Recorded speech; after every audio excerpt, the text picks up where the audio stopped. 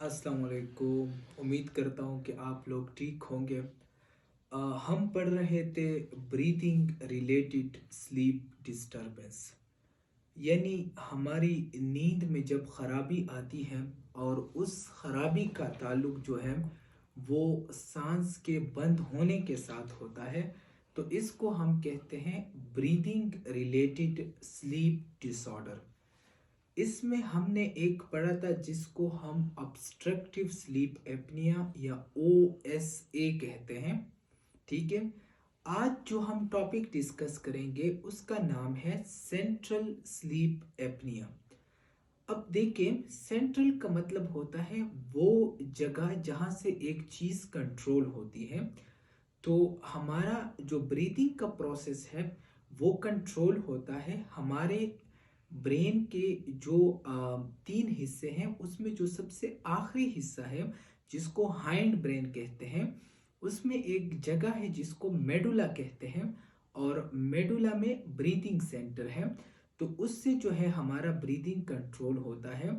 तो जब मेडुला से यानी यहाँ से जो हमारी ब्रीदिंग के लिए जो सिग्नल्स आते हैं, जब इन सिग्नल्स में मसला हो तो इसकी वजह से सेंट्रल स्लीप एपनिया होती है।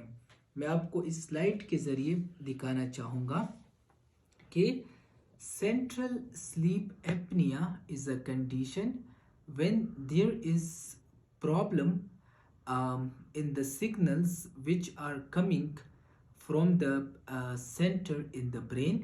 So that's why it occur and it is called central sleep apnea.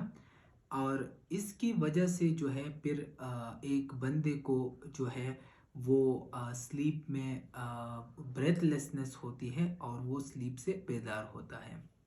अच्छा, अभी जो है इसका पूरा साइकिल किस तरह होता है वो इस स्लाइड के ज़रिए मैं आपको शो करना चाहूँगा। देखिए, जब एपनिया होती है यानी जो हमारे ब्रेन है उससे सिग्नल्स कम आते हैं, तो उसकी वजह से एपनिया होता है। एपनिया का मतलब ये होता है सांस का बंद होना। जब सांस बंद हो जाती है तो उसकी वजह से क्या होगा? हाइपोक्सिया होगा। हाइपोक्सिया का मतलब है कि टिश्यू को ऑक्सीजन कम पहुंचेगा। जब टिश्यू को ऑक्सीजन कम पहुंचेगा तो क्या होगा? एरोजल होगा। बंदा जो है वो स्लीप में जाग जाएगा। जब बंदा स्लीप में जाग जाएगा फिर क्या होगा? Decrease in the quality of sleep. अच्छी स्लीप नहीं होगी। जब अच्छी स्लीप नहीं होगी तो ये स्लीप नॉन रिस्टोरेटिव होगी, यानी बंदा जो है वो सुबह के वक्त ताजगी महसूस नहीं करेगा, और साथ में जो है उसके कॉग्निटिव फंक्शन भी इफेक्ट होंगे, जिस तरह थिंकिंग हो गया, कंसंट्रेशन हो गया, प्लानिंग हो गया और डिसीजन मेकिंग पावर हो गया। तो ये थी हमारे पास एक पूरा साइकिल कि जब ब्रेन से हमारे रिस्पिरेटरी मसल को सिग्नल्स जो हैं वो डिक्रीज होते हैं, उसमें प्रॉब्लम होता है, तो फिर जो है हमारे रिस्पिरेटरी मसल डायफ्राम ठीक तरीके से काम नहीं करता, और जो है नींद में हमारी सांस जो है वो बंद होती है। तो सेंट्रल स्लीप एपनिया इसको कहते हैं। ठीक है। तो DSM-5 ने इसका क्राइटेरिया कुछ इस तरह बताया हुआ है कि when there is an episode of 5 or more than 5 central apnea in the sleep, and this is confirmed by the polysomnography, या पोलीसोमनोग्राफी को हम आसान अल्फाज में स्लीप स्टडी कहते हैं। तो आपने याद रखना है कि 5 or more than 5 episodes of apnea per hour of sleep, यानी हर घंटे स्लीप के हर घंटे में अगर जो है हमारे पास 5 या 5 से ज़्यादा एपिसोड हो तो इसको सेंट्रल स्लीप एपनिया कहते हैं। अच्छा, अभी जो है हमारे पास इसके सिम्टम्स क्या है?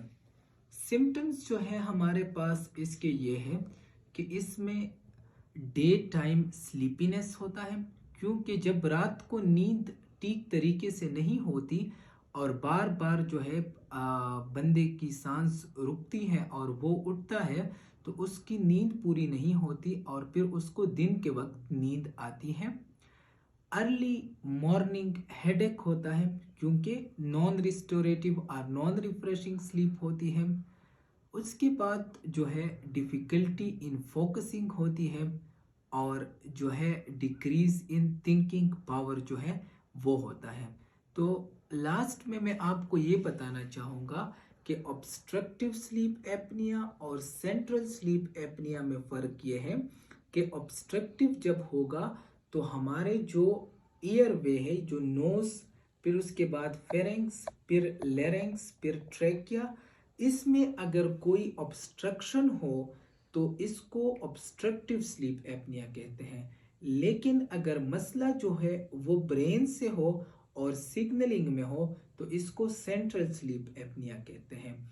बाकी treatment option central sleep apnoea के लिए भी हमारे पास सीपैप है, कंटिन्यूअस पॉजिटिव एयरवे प्रेशर, और यूपीपीपी, uvulopalato-pharyngoplasty surgery है। Thank you so much and like my video.